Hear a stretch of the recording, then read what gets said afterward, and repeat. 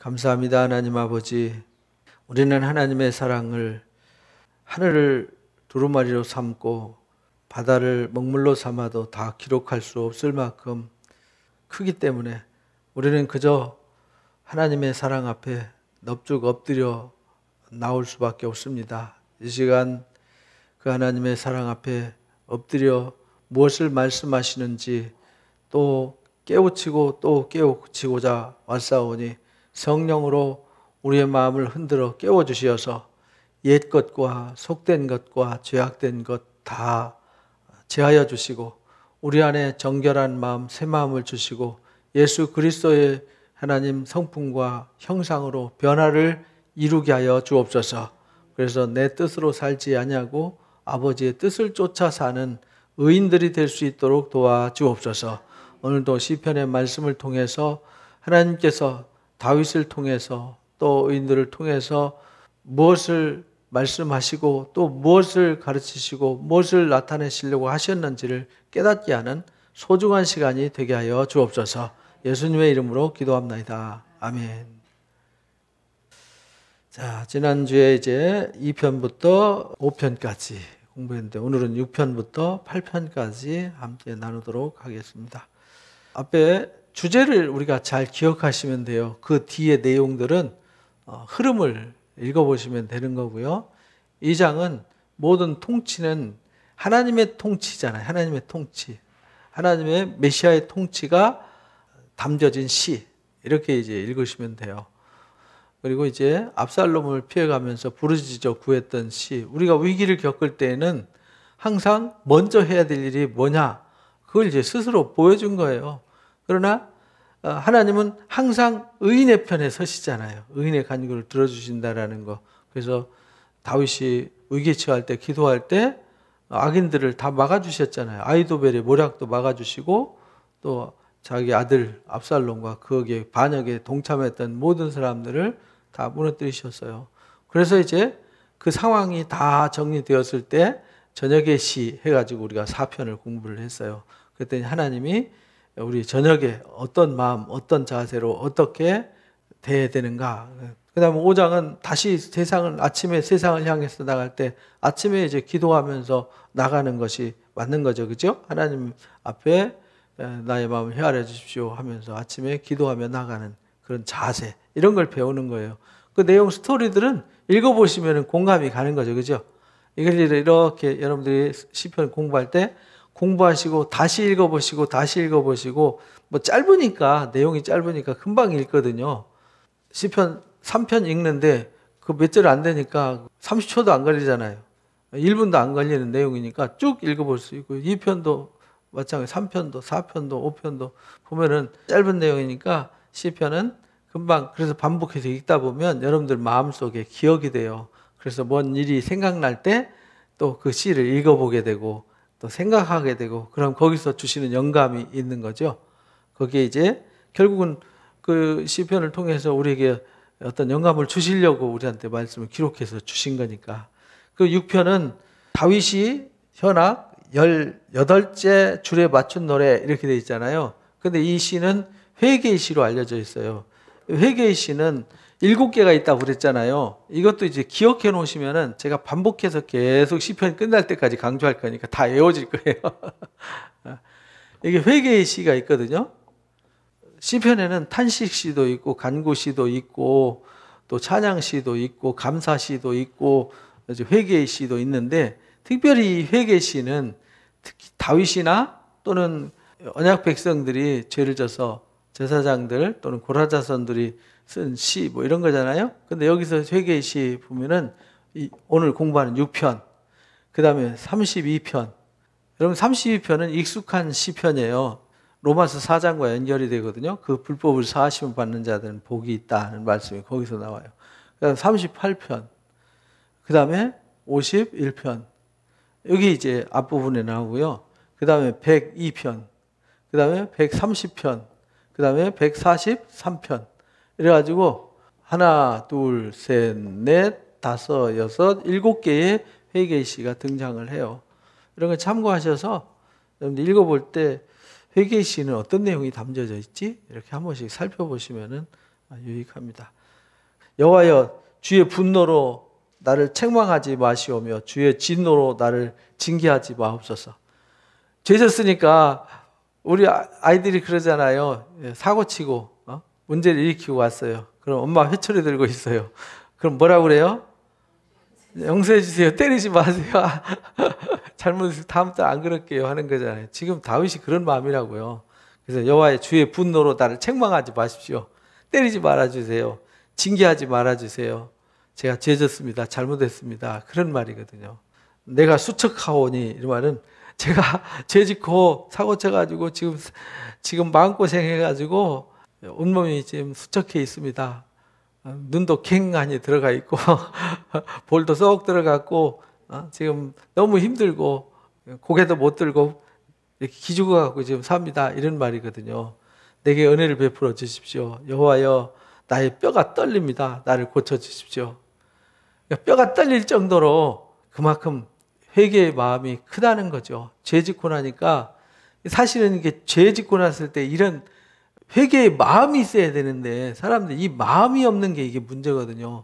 다윗은 죄를 의식하잖아요. 그죠? 죄가 뭔지를 깨닫고 죄가 얼마나 끔찍하고 두려운지를 깨달아요. 그래서 하나님 앞에 간절한 마음으로 회개를 하는 거죠. 하나님 저 그만 때려주세요. 때리지 말아주세요. 저 맞으면 너무 아파요. 이런 거잖아요. 우리도 마찬가지잖아요. 그죠? 우리가 죄 짓고 책망당하고 징계당하면 아프잖아요. 힘들잖아요.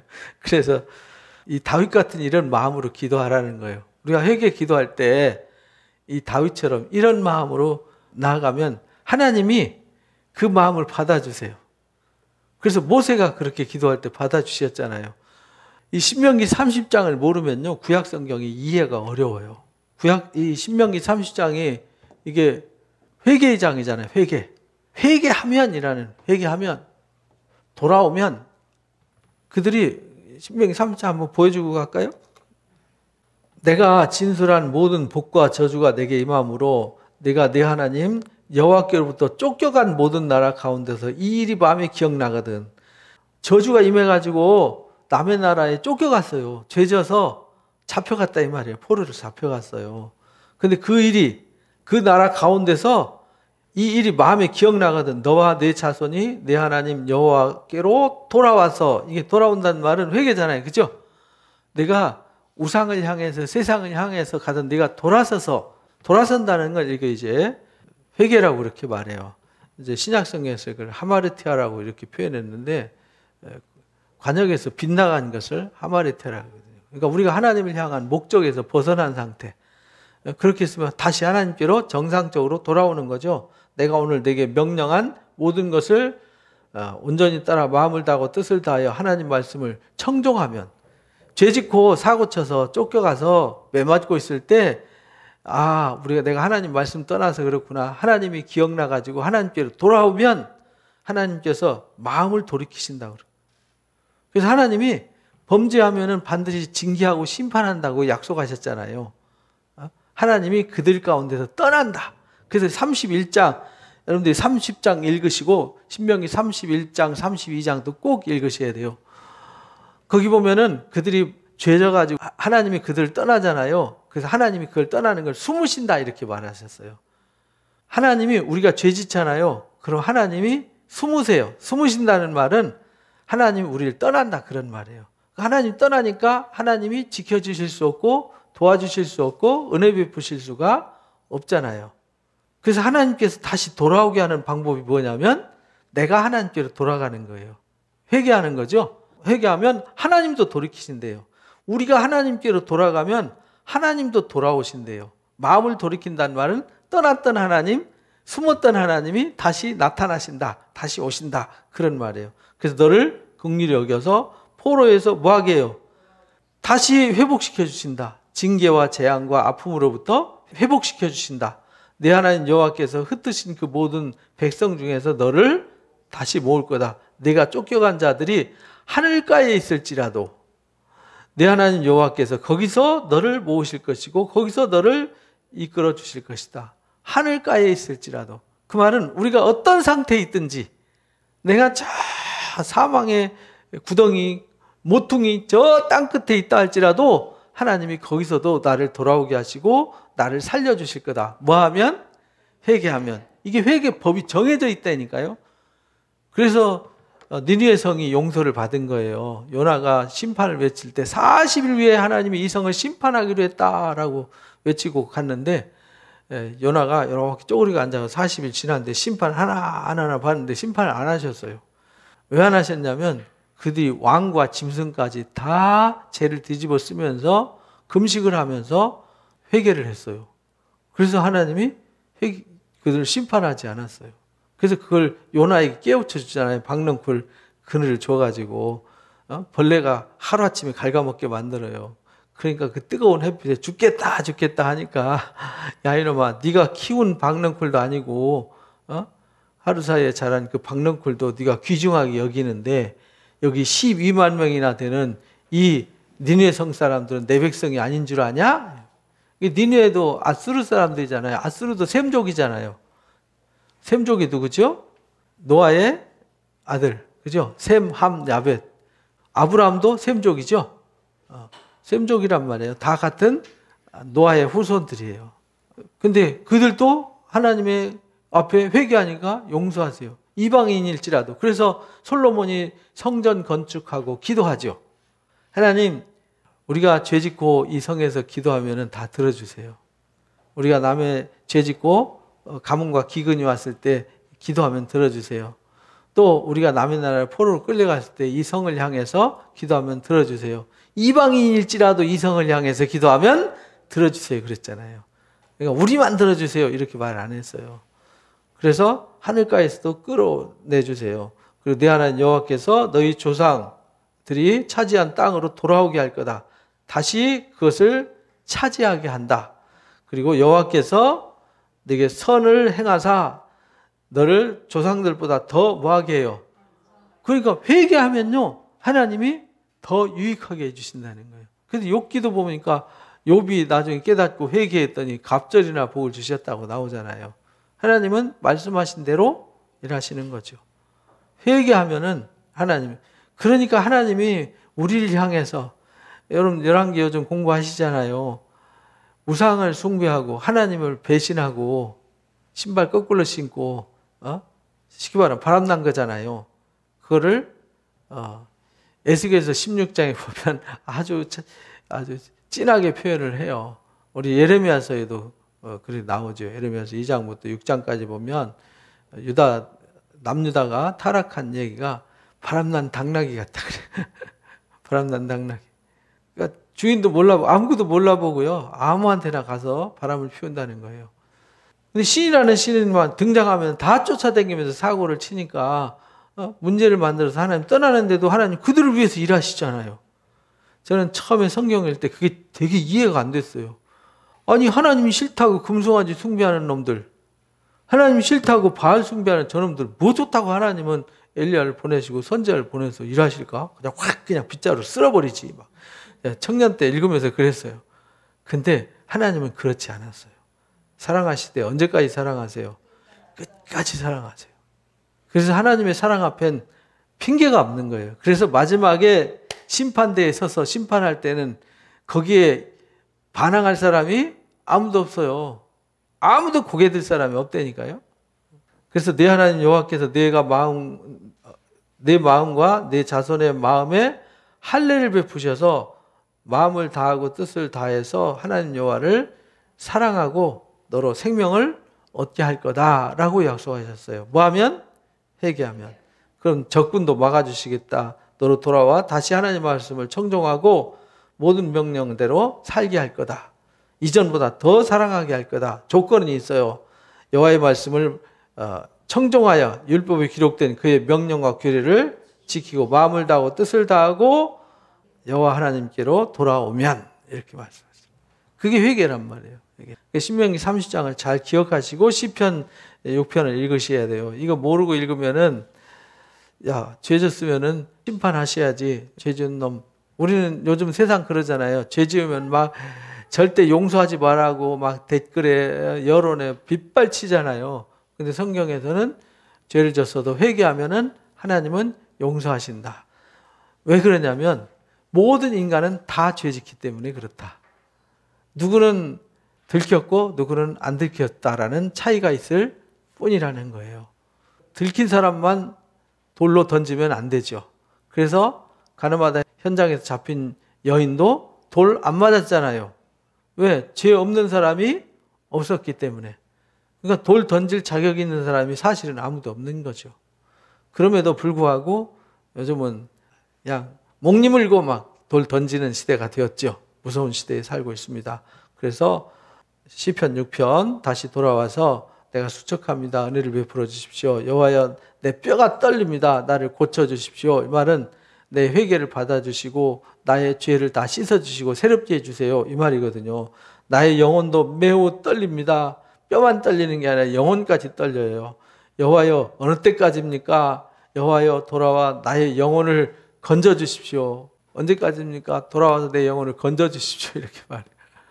회개라는 것이 어제 죄 짓고 오늘 회개했다고 그냥 당장 끝나는 게 아니잖아요. 여러분들 손에다가 못이 박히면 아니면 가시가 하나 찔렸어요. 그러면은 약 바르면 바로 없어지나요? 그거 낫기까지 시간이 있는 거예요. 우리가 죄라는 상처를 입으면은 그 죄의 상처가 오랜 시간 가는 겁니다. 하나님이 치유해 주시지만 그 아픔을 통해서 그래서 하나님이 고난이라는 것을 주시고 고통이라는 것을 주신 것은 깨달음을 주기 위한 한 과정이라는 거예요. 그래서 내 영혼을 건지시며 주의 사랑으로 나를 구원해 주십시오라고 간절한 마음으로 애절한 마음으로 구하는 회개이십니다. 사망 중에서는 주를 기억하는 이가 없지 않습니까? 제가 이렇게 아파갖고 몸뼈까지 떨리고 영혼까지 떨리면서 죽을 것 같은 이런 마음으로 하나님을 회개하고 엎드리고 고개도 못 들고 회개하는데 하나님 제가 죽은 뒤에는 하나님을 기억하는 사람도 없지 않습니까? 수월해서 죽게 감사할 자도 없지 않습니까? 제가 죽지 않도록 매 맞아서 징계당해서 죽지 않고 회개하고 이제 죽게 돌아오도록 도와주십시오. 내가 탄식함으로 피곤합니다.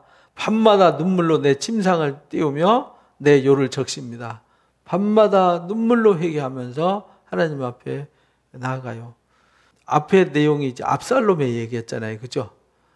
가장 큰 아픔이 자기가 죄져가지고 결국은 가정에 불화가 생기기 시작한 거잖아요. 자기가 죄져서 자식이 자식을 죽이고 자식이 자식을 강간하고 자식이 아버지의 반역해서 칼 들고 아버지 죽이겠다고 아버지한테 달라들었는데 하나님이 압살롬을 징계하셨잖아요. 그래서 압살롬 죽었잖아요. 그거 생각하면 얼마나 마음이 아프겠어요. 그래서 그 아픔 때문에 다윗이 그 회개하는 그 마음을 아시겠죠. 그 마음을 읽어야 되는 거예요. 여기 그 마음이 담겨져 있는데 그 마음과 영혼이 담겨져 있는데 그것이 안 담겨진 상태를 읽으면은 글자만 읽으면 아무 감동이 없는 거죠. 그래서 내가 무슨 죄를 지었고 문제가 있을 때 이런 마음으로 회개 기도를 해야 된다는 거예요. 정말 매일 탄식함으로 피곤해서 밤마다 눈물로 침상을 띄우며 요를 적실 정도의 이 회개의 자세. 막 영혼이 떨리고 뼈가 떨리는 지경으로 하나님 앞에 회개하는 회개의 마음. 내 눈이 근심으로 말미암아 쇠하며 내 모든 대적으로 말미암아 어두워졌습니다. 얼마나 지금 다윗이 애가 타는 마음인지 아시겠죠? 그래서 악을 행하는 너희는 나를 떠나라. 여호와께서 내 울음소리를 들으셨도다. 그런데 갑자기 반전이 일어나죠. 그죠? 왜냐하면 다윗이 범죄하고 나니까 지금 반역자들이 나타나고 다윗이 범죄하니까 주변이 시끄러워졌잖아요. 우리가 하나님을 떠나서 불의를 행하고 죄를 행하면 하나님이 도와줄 수 없는 상태가 되는 거예요. 왜냐하면 하나님은 죄인과 함께하지 않아요. 그래서 시편 1편이 중요하다는 거예요. 복이 있는 사람은 악인의 길을 쫓지 않아요. 죄인의 길에 서지 않아요. 오만한 자의 자리에 앉지 않아요. 왜? 그들과는 하나님이 함께하지 않으시니까. 죄인과 악인과 오만한 자와는 하나님 동행할 수 없어요. 그러면 하나님이 오만한 하나님, 악한 하나님이 되는 거잖아요. 그래서 그런 사람과 함께하지 않아요. 어떤 사람과 함께하느냐? 회개하는 사람과 함께하세요. 그래서 회개 시에요. 이렇게 신명기 31장 약속대로 너희가 회개하면 내가 너희를 다시 회복시켜 줄게. 돌아온다는 말은 돌아오게 한다, 새롭게 한다, 회복시켜 주신다는 거죠. 그러니까 우리가 삶을 날마다 새롭게 하려면 뭘 잘해야 돼요? 회개를 잘해야 돼요. 회개를 잘하려면 거울을 잘 봐야 돼요. 무슨 거울을 봐야 되죠? 말씀의 거울을 자주 봐야 돼요. 말씀의 거울을 안 보는 사람 몰라요. 그래서 북이스라엘이 망한 거예요. 북이스라엘이 말씀의 거울을 못 보니까 망했어요. 남유다도 말씀의 거울을 잃어버렸을 때 혼란에 빠졌잖아요. 근데 요시야 왕 때 말씀의 거울을 발견하죠. 먼지 구데기에 쌓여있는 모세오경을 발견해서 읽고 나서 그들이 자기의 죄가 다 드러났잖아요. 그래서 요시야 왕이 말씀대로 개혁을 해서 성전 안에 있던 신상들, 아세라상들, 또 태양 신상들, 거기에 남창들, 아주 부끄러운 일을 하는 사람들이 많이 있었단 말이에요. 그리고 이방 산당 제사하는 신전들 싹 다 철거하고 신전들 다 갖다 불질러버리고 우상들 다 불질러버리고 다 했잖아요. 다 개혁을 하죠. 말씀으로. 그러니까 말씀이 있으니까, 거울이 있으니까 보이지. 그 이전에는 안 보였어요. 안 보여서 개혁을 못한 거예요. 그게 옳은지 그른지, 이게 틀린 건지 맞는 건지도 모르는 상태. 우리도 마찬가지죠. 하나님 말씀을 배워서 영적인 눈이 열려 있으면 보이잖아요. 보인단 말이에요. 근데 눈이 없으면 안 보여요. 그래서 말씀의 눈과 거울이 있어야 한다. 그랬더니 하나님이 그렇게 회개를 했더니 하나님이 다윗의 편에 서 주셨어요. 그러니까 악인들아 너희는 나를 떠나라 이렇게 말해요. 나를 떠나라. 왜냐? 여호와께서 내 울음소리, 내 회개 기도를 들어주셨도다. 여호와께서 내 간구를 들으셨다. 여호와께서 내 기도를 받으시리로다. 다윗은 회개할 때 하나님이 그 기도를 들어주신다는 걸 알아요. 그래서 다윗은 회개하고 다시는 죄를 짓지 않잖아요. 그래서 우리아의 아내 바세바 사건 외에는 평생 동안에 의로웠더라 이렇게. 그래서 열왕기에 보면은 항상 남유다 왕국은 그 자손들이 범죄를 해도 다윗에게 언약한 그 언약 때문에 그 등불을 끄지 않겠다고 약속하셨기 때문에 그를 징계하지 않았다 이렇게 설명을 해요. 그런 말씀이에요. 내 모든 원수들이 부끄러움을 당하고 심히 떨며 갑자기 부끄러워 물러가리로다. 문제는 원수가 문제가 아니에요. 대적이 문제가 아니에요. 누가 문제죠? 내가 문제예요. 그래서 우리 삶 속에 항상 문제는 밖에 있는 게 아니라 내 안에 있다는 걸 잊어버리면 안 돼요. 그래서 내가 내 안에서 문제를 해결하고 풀면 밖의 문제는 저절로 풀려진다. 그래서 예수님이 내가 너에게 천국문의 열쇠를 준다. 너희가 땅에서 베면 하늘에서 베고 땅에서 풀면 하늘에서도 풀린다라고 하신 말씀이 그런 말씀이에요. 그러니까 우리가 풀든 매든 우리가 어떤 마음으로 하느냐가 중요한 것이죠. 그 다윗이 1절부터 7절까지 회개를 했더니 하나님이 기도를 들어주시고 대적들을 막아주시고 해결해 주셨어요. 그래서 이렇게 회개의 시를 썼어요.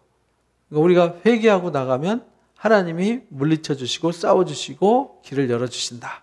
6편 꼭 기억하시기 바랍니다. 자, 그 다음에 이제 7편으로 가면 짧으니까 좋죠. 이 7편도 사울 왕한테 쫓겨다닐 때 쓴 시예요. 이제 첫 번째 아픔은 압살롬한테 반역당해서 쫓겨가는 게 아픔이었고, 두 번째 아픔은 어떤 아픔이냐면 이 사울 왕으로부터의 쫓겨다님. 사울이 다윗한테 누구죠? 장인어른이잖아요. 장인어른한테 쫓겨다녀요. 아들한테 쫓겨다녀요.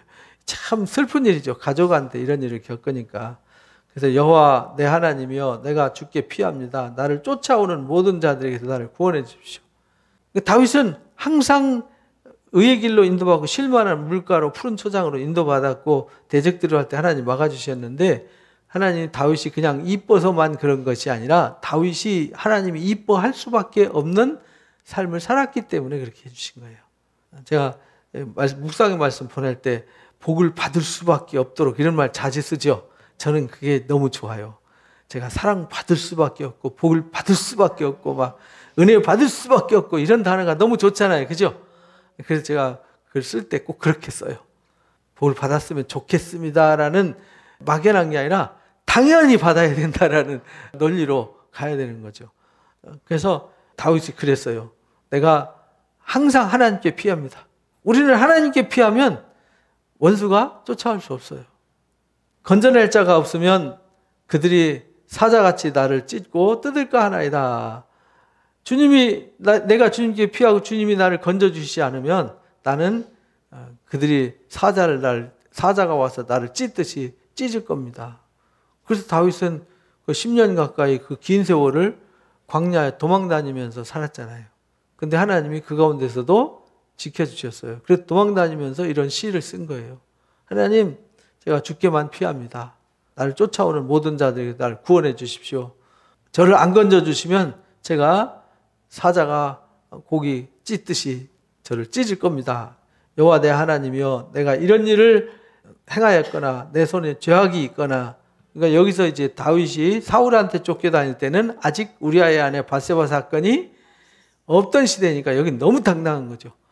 사울이 죽고 나서 다윗이 승전 시를 쓸 때 하나님이 나의 의로운 대로 갚아주셨고 나의 정직한 대로 갚아주셨고 나의 정결한 대로 갚아주셨다. 이렇게 당당하게 말하잖아요. 시편 18편에 나와요. 사무엘하 22장이 시편 18편에 등장해요. 그러니까 그것도 알고 나면은 여러분들이 시편 읽을 때 쉽잖아요. 그죠? 그래서 내가 이런 일을 행했거나 내 손에 죄악이 있거나 화친한 자를 악으로 갚았거나 내 대적에게서 까닭없이 빼앗았거든. 그러니까 나는 하나님 앞에 불의를 행한 적이 없습니다. 나는 하나님 앞에 의로웠습니다. 내가 깨끗했습니다. 내가 의로운 대로 갚아주시고 깨끗한 대로 정직한 대로 갚아주시지 않았습니까? 이런 말이거든요. 그러니까 사람이요, 의를 행하고 정직하면 당당해요. 하나님 앞에 당당한 거죠. 그래서 여러분들 느헤미야서 읽을 때 보면 이미 읽었죠? 기억이 안 나는 가물가물일 수도 있는데 다시 한번 읽어보세요. 느헤미야가 무슨 일하고 꼭 뒤에다가 하나님 앞에 기도하면서 다는 말이 있어요. 하나님, 저 잘했지요. 제가 이렇게 잘했으니까 저한테 복 주세요. 저 지켜주세요. 우리도 그런 사람이 돼야 되거든요. 하나님, 제가 하나님 말씀으로 이렇게 잘 살았어요. 저 이쁘죠? 저 잘했죠? 너무 당당하잖아요. 그죠? 여러분들 자식들도 만점 맞고 와가지고 이쁜 짓 잔뜩 하고 와가지고 엄마 나 잘했지? 그러니까 오늘 맛있는 거 해줘. 그럼 맛있는 거 해줘도 당당하잖아요. 그죠? 얻어먹을 자격이 있고 칭찬받을 자격이 있는데 사고 치고 오면 엄마 죄송해요. 시편 6편이 되는 거죠. 그죠? 6편이 되느냐 7편이 되느냐 여러분들은 스스로 이제 판단하시기 바랍니다. 그래서 당당하게 다윗이 요구하는 거예요. 하나님이 제 의로운 대로 갚아주십시오. 저 깨끗한 대로 갚아주십시오 하면서 내 대적에게서 까닭없이 빼앗았거든 원수가 나의 영혼을 쫓아잡아 내 생명을 땅에 짓밟게 하고 내 영혼광을 먼지 속에 살게 하소서. 내가 만약에 죄짓고 문제가 있어서 이렇게 쫓겨다닌다면 나를 잡아서 이렇게 짓밟도록 내버려 두셔도 됩니다. 내 영광을 그 먼지 속에 살게 하셔도 됩니다. 너무나도 당당한 기도죠. 그죠? 여호와여 진노로 일어나사 내 대적들의 노를 막아주십시오. 나를 위하여 깨어나십시오. 주께서 심판을 명령하셨나이다. 다윗이 너무나도 당당하게 요청을 하시는 거죠. 하나님, 제가 이렇게 당신 앞에 의를 행했습니다. 당신 앞에 정직하게 살았습니다. 근데 원수들이 저를 이렇게 쫓아다니면서 저를 괴롭히고 힘들게 합니다. 만약에 제가 이런 악한 일을 했다면은 제가 대적한테 짓밟히고 제가 먼지 속에 살아도 당연한 겁니다. 이렇게 말하죠. 그러나 하나님이 저한테 의를 행하면은 지켜주신다. 말씀으로 살면 약속 지켜주신다 하셨으니까 하나님 일어나셔서 대적을 막아주십시오. 그리고 깨어나셔서 그들을 심판해 주십시오. 이렇게 기도했어요. 민족들의 모임이 주를 두르게 하시고 그 위 높은 자리에 돌아오소서.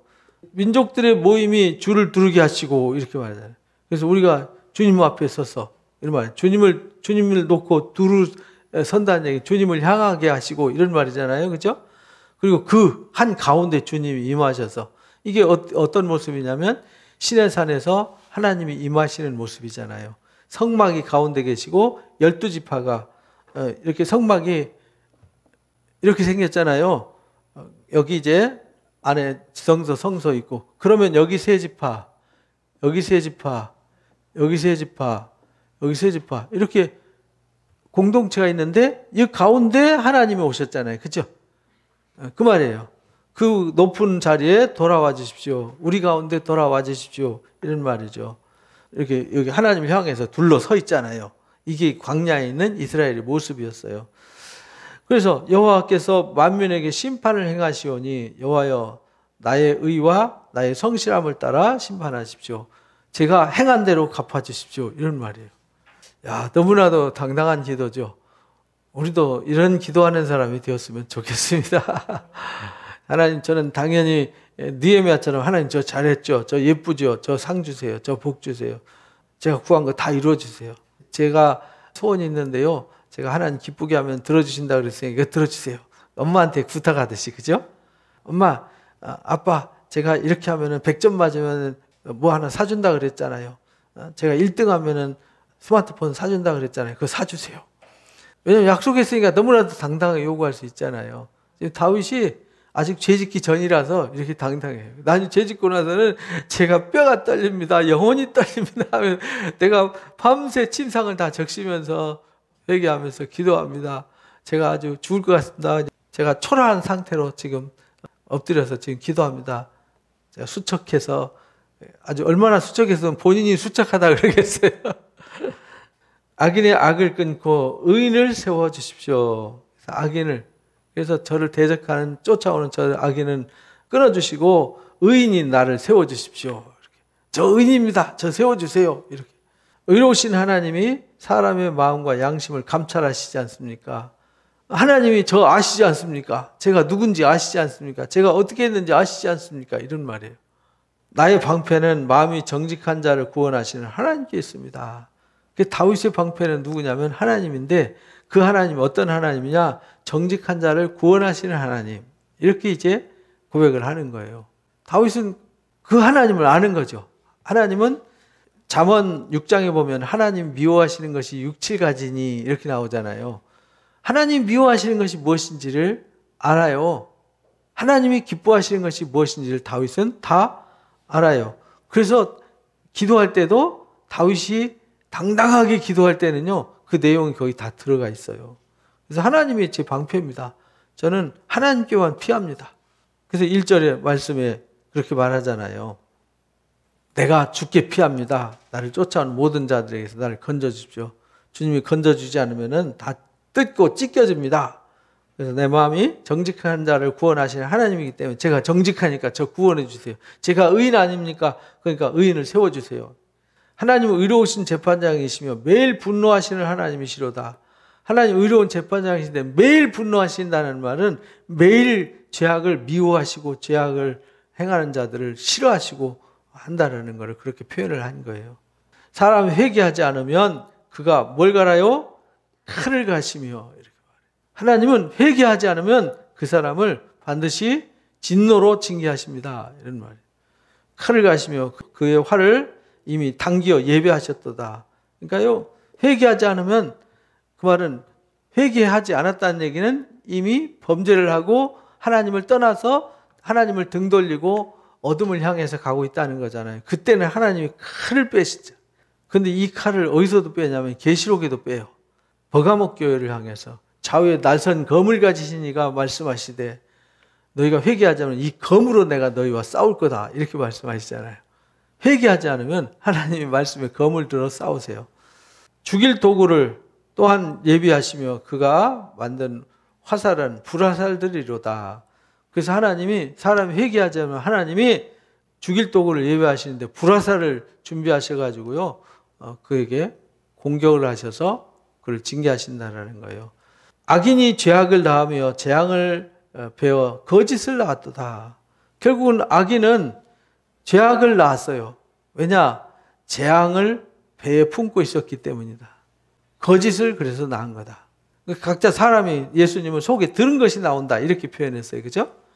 그러니까 우리가 심판당하고 재앙당하는 것은 우리 마음과 영혼 속에 죄를 품고 불의를 품고 악을 품으면은 결국은 당연히 심판당하는 거 아니냐. 그런 말이에요. 그가 웅덩이를 파 만들며 제가 만든 함정에 빠졌도다. 결국은 악인은 자기가 판 함정에 빠졌어요. 그래서 사울 왕이 자기가 판 함정에 스스로 빠져버렸잖아요. 그죠? 그래서 다윗의 기도 속에 그 하나님의 생각과 마음이 이미 다 담겨져 있어요. 왜 그러냐면 다윗은 하나님을 너무 잘 알고 있어요. 그래서 기도할 때도 그 마음이 고스란히 거기에 표현이 다 되는 것이죠. 그의 재앙은 머리로 돌아가고 자기 머리로 돌아가고 그 포악은 자기 정수리에 내리로다. 내가 여호와께 그의 의를 따라 감사하며 지존하신 여호와의 이름을 찬양하리로다. 그래서 하나님을 찬양할 수밖에 없다. 이렇게 고백을 해요. 근데 다윗이 어떤 일을 겪을 때에도 다윗은 과거와 현재와 미래를 동시에 읊으면서 기도해요.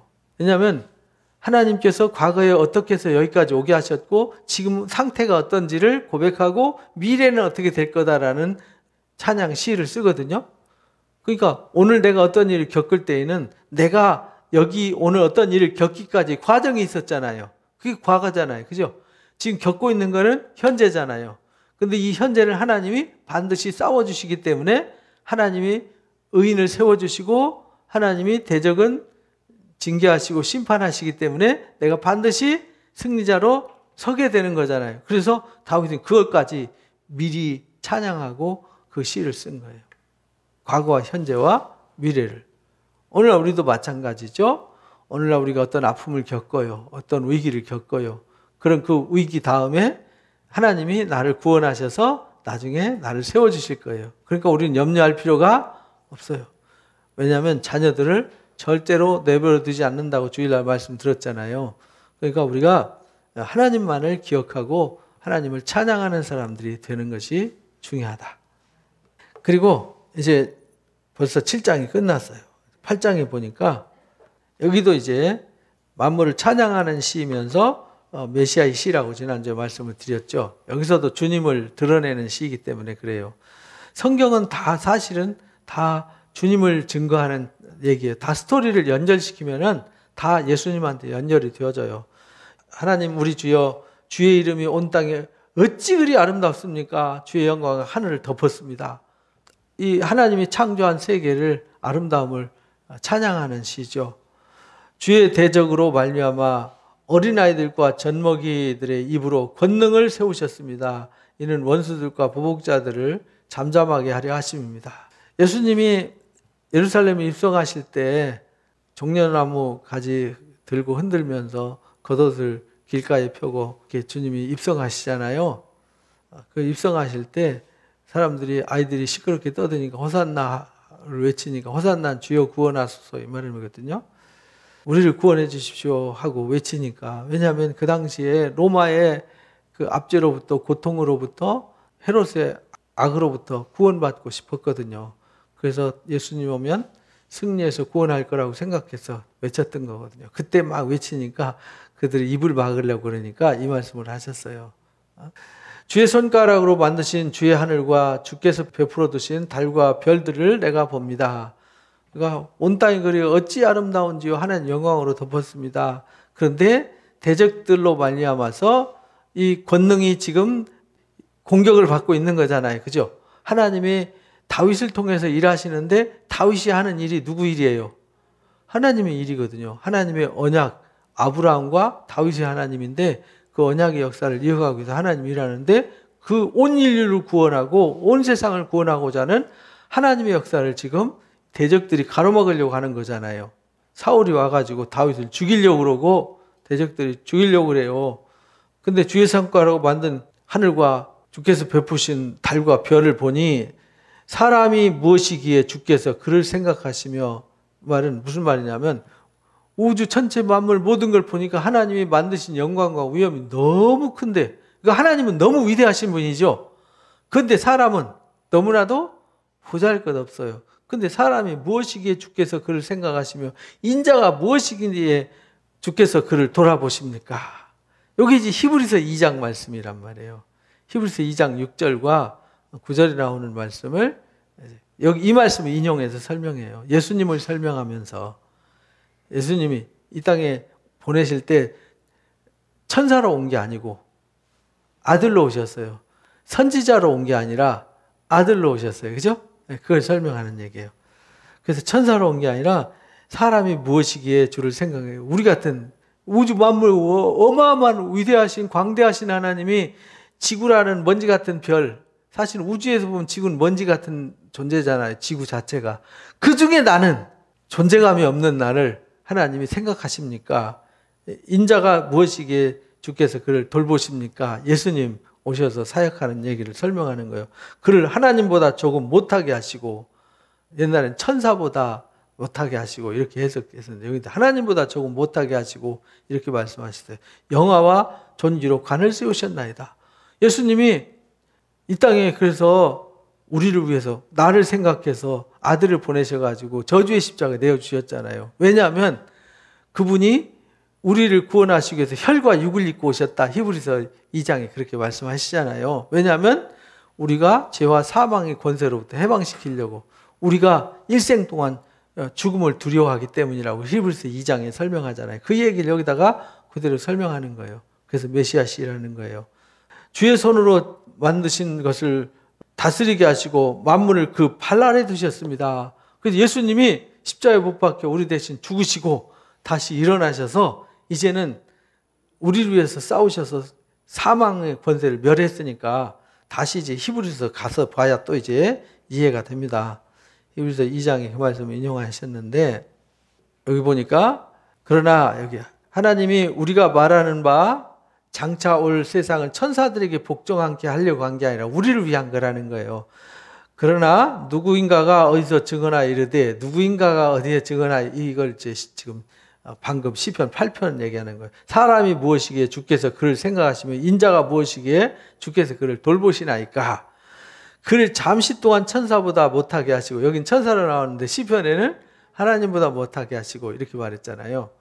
영광과 존귀로 관을 씌우셨습니다. 그래서 예수님이 십자가에 못 박혀 죽으셨는데 부활하셔서 이제 영광의 자리에 서게 된 거죠. 만물을 그 발 아래 복종하게 하셨습니다. 그래서 이제 예수님이 만물 아래 오셔서 우리 대신 죽으셨다가 만물 위로 부활하셔서 올라가셔서 모든 것이 만물 아래, 주님의 발 아래 있게 된 것이죠. 만물로 그에게 복종하게 하셨은즉 복종하지 않은 것이 하나도 없어야 하겠으나, 그죠? 예수님이 복종하게 했으니까 다 복종해야 돼. 지금도 복종 안 하고 있죠. 지금 우리가 만물이 아직 그에게 복종하고 있는 것을 보지 못한다. 오직 우리가 천사보다 잠시 동안 못하게 하심을 입은 자, 곧 죽음의 고난을 받으심으로 말미암아 영광과 존귀로 관을 쓰신 예수님을 보니, 이렇게 말하잖아요. 이를 행하심은 하나님의 은혜로 말미암아 모든 사람을 위하여 죽음을 맛보려고 잠시 동안 천사보다 못해지셨다. 하나님보다 못해지셨다. 이렇게 말씀하신 거예요. 그러므로 만물이 그를 위하여 있고 또 그로 말미암으니가 많은 아들들을 이끌어 영광에 들어가시는 일에 구원의 창시자를 고난을 통해서 뭐하게 하셨어요? 온전하게 하셨다. 이렇게 말해요. 그러면서 여기 쭉 설명해요. 뒤에 이제 마지막에 자녀들을 다시 내가 그를 의지하리라 하고 또 다시 볼지어다 나와 및 하나님께서 내게 주신 자녀라 하셨으니, 자녀들은 누구냐면, 여기서 말하는 자녀는 누굴 설명하냐면 혈과 육에 속한 우리를 말하는 거다. 또 같은 모양으로 혈과 육을 함께 지니시고 이 땅에 죽으러 오셨다. 우리 대신. 죽음의 세력을 잡은 자, 곧 누구를 멸하려고? 죽기를 무서워함으로 한평생 종노릇하는 우리를 뭐 하려고요? 놓아주려고. 그런데 천사들 붙들어 주려는 게 아니라 아브라함의 자손을 위해서 그렇게 하신 거다. 그 얘기가 시편 지금 8편에 담겨져 있다. 그 말이에요. 근데 그때는 그 말을 몰랐지요. 그런데 이게 다윗이 시를 쓸 때 성령의 감동으로 썼잖아요. 근데 다윗 개인의 일이 아니라 이건 인류의 역사였다는 거예요. 그래서 앞에 우주를 만드시고 우주를 주관하시는 하나님이신데, 하찮은 나 같은 존재, 우리 같은 존재를 구원하시려고 아들을 선택하셔서 미래에 장차 천사보다 잠깐 못하게 하셔서 우리를 구원하실 역사를 이 다윗의 위대한 찬송 시에 여기에 담아 놓으셨다는 거예요. 하나님의 뜻을. 신비하지 않습니까?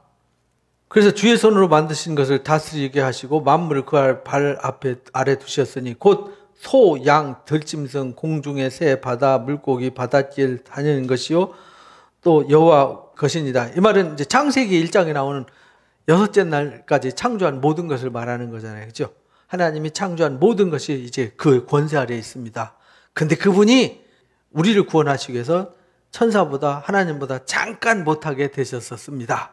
근데 그가 존귀와 영광으로 관을 쓰셨습니다. 그래서 우리의 소망이 되셨습니다. 그래서 우리가 그 주님을 영접하면 우리도 똑같이 죄와 사망의 권세에서 벗어나서 하나님의 영광에 이르게 되는 것입니다. 라고 히브리서 2장에 이 말씀을 가지고 설명한 거예요. 그러니까 시편 8편을 통해서 누구를 알 수 있냐면 예수 그리스도를 알 수 있어요. 근데 다윗이 그때부터 이 메시아가 이 땅에 도래해서 하실 일을 미리 증언한 거예요. 근데 그 비밀을 누가 아냐고요. 그래서 사도 바울이 고린도전서 2장에서 하나님이 성령으로 하시는 일은 사람의 지혜로 알 수 없다. 왜? 이건 하나님이 하시는 일이기 때문에 하나님의 영만이 알 수 있다. 그래서 우리가 하나님이 하시는 일을 알려면 하나님의 영을 받아야 된다. 그래서 우리가 세상의 영을 받지 않고 하나님께로부터 온 영을 받았다. 왜? 하나님이 그 하실 일을 알게 하려고 했다. 해서 우리가 고린도전서 2장을 그렇게 배웠어요. 다시 읽어보시면 그 얘기구나 이제 이해가 될 겁니다. 그러면서 여호와 우리 주여 주의 이름이 온 땅에 어찌 그리 아름답습니까? 왜냐하면 하나님이 하시는 일, 그 일을 주님이 오셔서 하셨는데 사람이 볼 땐 끔찍한 일이지만 정말 아름다운 일이잖아요. 왜냐하면 모든 죄와 사망의 권세에서 모든 사람들을 다 건져내시고 모든 권세를 그 발 아래에 두시는 일이니까 가장 위대하고 아름다운 일이죠. 그래서 그 이름을 찬양하면서 시편 8편이 맞춰져요. 그리고 이제 9편 시편에는 이제 감사의 시로 이어집니다. 그 시는 다음 주에 하겠습니다. 시편의 감동을 읽어보시면서요. 하나님은 정말 우리를 위해서 놀라운 일을 하시는구나. 이거를 가슴에 새기시면서 잠깐 마음을 모아서 기도하고 오늘 예배를 마치도록 하겠습니다.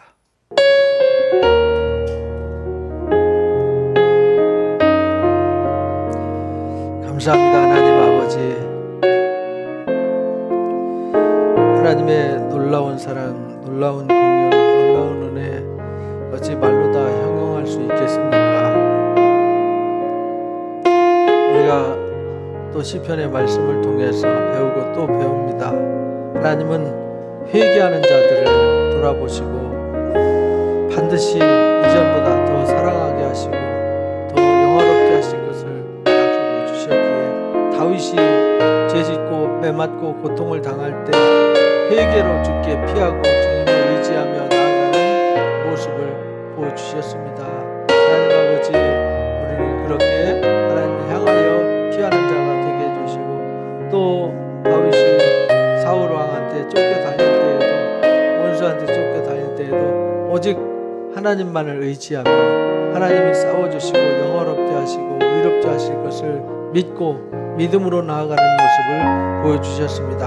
하나님 아버지여, 우리 연약함과 부족함을 도와주시고 일깨워 주시어서 오직 주만 바라보며 주님만 의지하며 나아가는 의인들이 되도록 인도해 주시길 원합니다. 또 시편 8편을 통해서도 우리 가르쳐 주셨습니다. 주님은 한번 약속하신 것 반드시 이루시는 하나님이시기에 온 우주를 창조하시고 온 우주를 주관하시는 위대하신 하나님이 이 땅에 오셔서 우리의 죄와 사망의 짐을 벗겨주시고 우리를 그 영광의 자리에 세워주시기 위해서 하나님 십자가에서 승리하시고 존귀와 영광의 관을 쓰시고 우리 앞에 서 계십니다. 이제 우리에게 그 영광과 찬송을 선물해 주시기 위해서 일하시는 그 은혜와 사랑을 우리가 잃어버리는 자가 되지 않도록 일깨움을 주시고 은혜를 더하여 주옵소서. 주께서 이 시간 함께 해주시니 감사합니다. 영광 받아 주옵소서. 예수님의